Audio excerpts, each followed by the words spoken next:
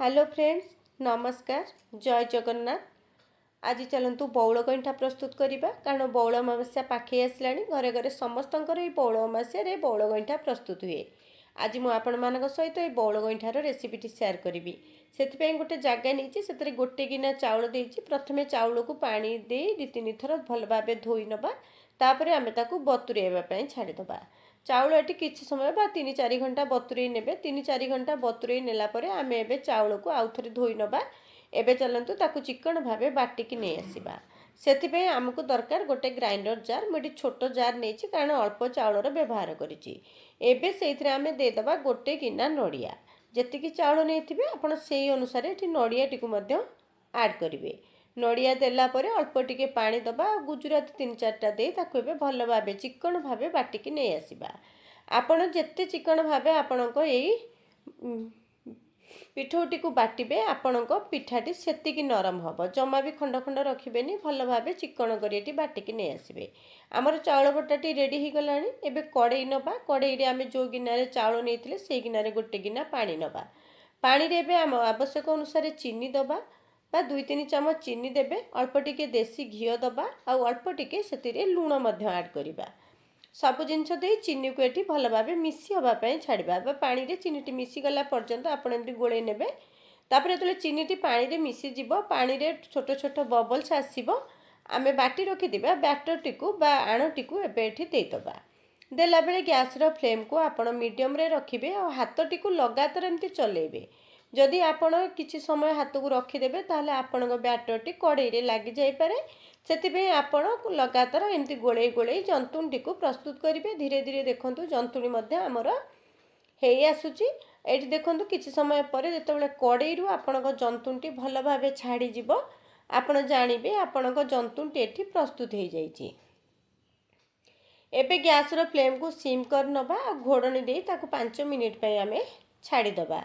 आज रेसिपीटी जदि भल लगे गोटे सुंदर कमेंट दवापाई जमार भी भूलें और चैनल को सब्सक्राइब करने। एबे आम जंतुणी को कौन करवा 5 मिनिट पर घोड़नी काढ़ा आउ एबे ताकू गोटे बड़ जगह को आम काढ़ी नवा।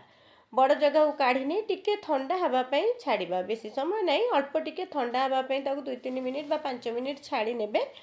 ता भितर ये चलतु आम गईठा खीरीटी प्रस्तुत करवा।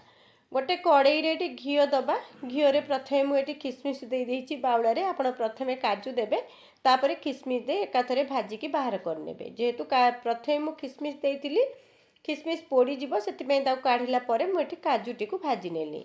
आपण किंतु प्रथमे काजू देबे तापर टिके किसमिश दे भाजी नेबे। एबे से घीरे मु 2-3 चामच चीनी ऐड कली। चीनी देला परे आम ये चीनी को कैरामलाइज करवा।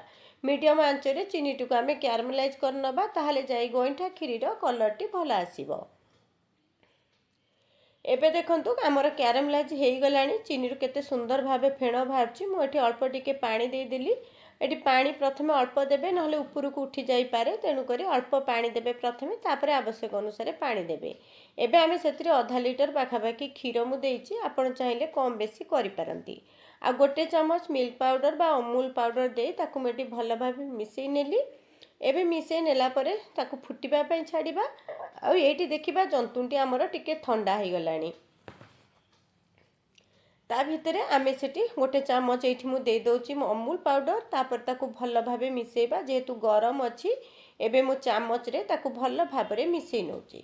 एमती भल भाव रे मिसई नेला परे आमे एबे ताकू कोन करबा ना ताकू भल भाव हाथ रे चकड़ी नवा। हाथ रे भल भाव चिकन भाव चकड़ी गोटे नरम डो आम प्रस्तुत कर नवा। जंतुणी देखो केते नरम होईची से अनुसार आपणक जंतुणी पिठाटी मध्य नरम बनिबो। जदि आपणक हाथ रे लागुची ताले अल्प टिके घी किंबा तेल हाथ हो जिबे ताले आपणक जंतुणी मध्य चिकन भाव बनी जिवो। जंतुणी आमर एठी देखो चकड़ नेली पूरा नरम होईची। एबे चलंतु आउ जहाँ बाकी अच्छे ये खीरी पाई प्रस्तुत कर नवा।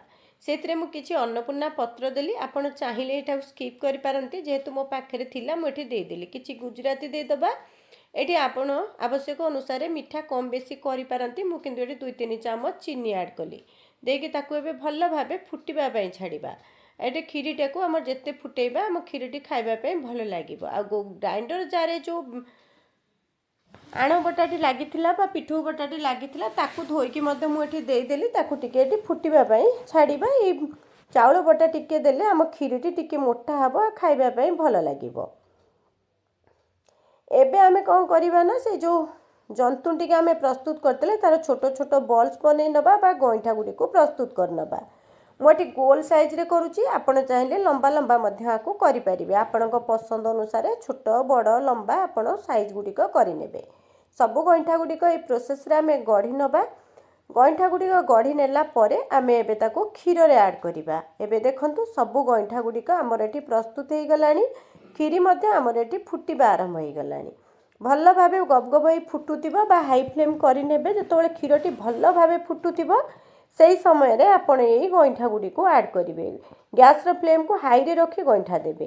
तापरे एठी देखंतु सब जिंस देला परे हमर एठी जमा भी आपण लुहा खड़िका कि चामच किछि लगेइबेनी ताको सेमती फुटिबा पई छाड़िबे। जेतेबेले गोइठा सिझि जिवो ऑटोमेटिक ऊपर को भासीबो।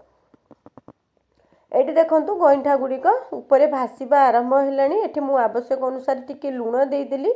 मझिरे मु नडिया कोरा देइतिली। हेतो भिडियोटी स्किप हे जाईछि। अल्प टिके मु नडिया कोरा देइतिली। एबे देखंतु खीरटी हमर मोटा हे गलानी आ सब गोइठा गुडी को ऊपर भासिलानी।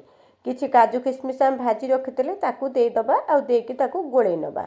एबे देखंतु मु आपनको छुरी रे देखौछि केते नरम हेछि हमर ए गोइठा पिठा गुडी को। एबे आमे चलंतु टिके भल भाबे ठंडा करिबा पई देबे। तापरे आपण ताकू सर्व करिवे। ठंडा हला परे सर्व करी खाइबे। देखिबे खाइबा पई बहुत भल लागिबो। आ खीरटी आपणको अनुसार आपण मोटा पतला जहा रखि पारंती टिके पतला रखि ओलेइबे। नहले मोटा जदी मोटा करि नेबे खाइला बेलको पूरा बसी जिवो।